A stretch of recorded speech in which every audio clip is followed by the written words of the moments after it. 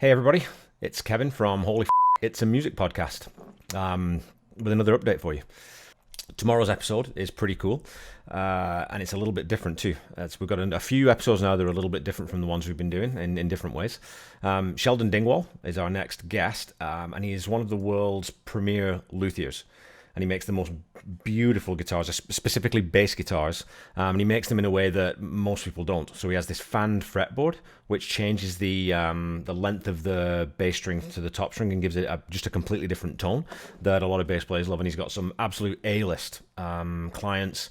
For example, if you wanted a custom guitar made by Dingwall Guitars, you would have to it's about a 3-year waiting list. So that kind of shows you how exclusive and sought after his guitars are.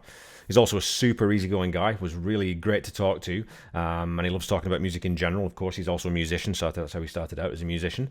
And he also had some pretty major setbacks early on in the growth of his business, which we talked about right out the gate, which was really interesting.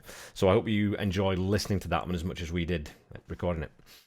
After that, we have the episode that Randy and I recorded together, where we were talking about live music, and I'm not too sure whether we'll sequence that in after this one or after the next one. We'll see how we feel about the flow of those things. And in between there, or before or after that, we'll have an episode with the guys from local Saskatoon-based rock three-piece Weapons. That's W3 APONS. So W3 Apons.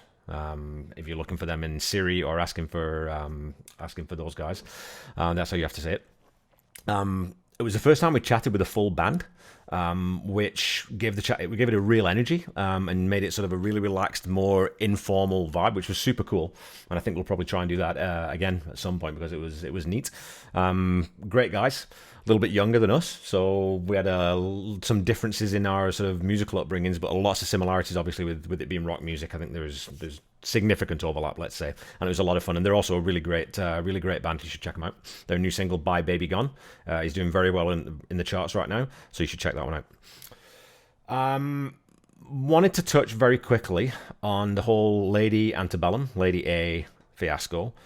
It's something that I've been kind of keeping an eye on and interested in, because, you know, with the world sort of switching more toward being more sensitive to terms and iconography that is insensitive or damaging to the black community, especially in the States, I think it's a time for all of us to reflect on things we might have thought were okay in the past that really aren't, and we come from a place where we've not done that necessarily maliciously, but maybe without enough thought. And I think that probably my guess would be that when that band formed, Lady Antebellum was chosen because of its connections with the South, but not with that racist connection, but more with a general sort of cultural association just with the southern states, because obviously that's where a lot of the fan base would be, and with Nashville being in that sort of part of the country, I think that association was naturally there. Now, of course, that doesn't really excuse the fact that it's taken them 15 years, or however long they've been, 17, 18 years, to realize that term is loaded and that they probably shouldn't be using it, and could look to change that to something less offensive to black people. And coming on the heels of the Black Lives Matter movement, of course, a lot of us could be seen to be jumping on bandwagons, and I certainly think that there's a sense there that band is just trying to do the right thing for PR purposes. So regardless of that, whether it was a genuine desire to change the name and sort of effect some change or not initially, I think their actions subsequent to that have shown that really this is a corporate level decision, more than a personal one. So if you're not aware, there's a singer, blues, soul singer named Anita White, who's been going by the stage name Lady A for a couple of decades, certainly longer than Lady Antebellum were around. Lady Antebellum copyrighted the name Lady A because they were sort of informally known as that fairly early on in their career. And now they're falling back on that position that they have the trademark and that they should be able to use it, and that request for her to be able to use her name exclusively and not share that with a major corporate rock band or country band, that they find that ridiculous.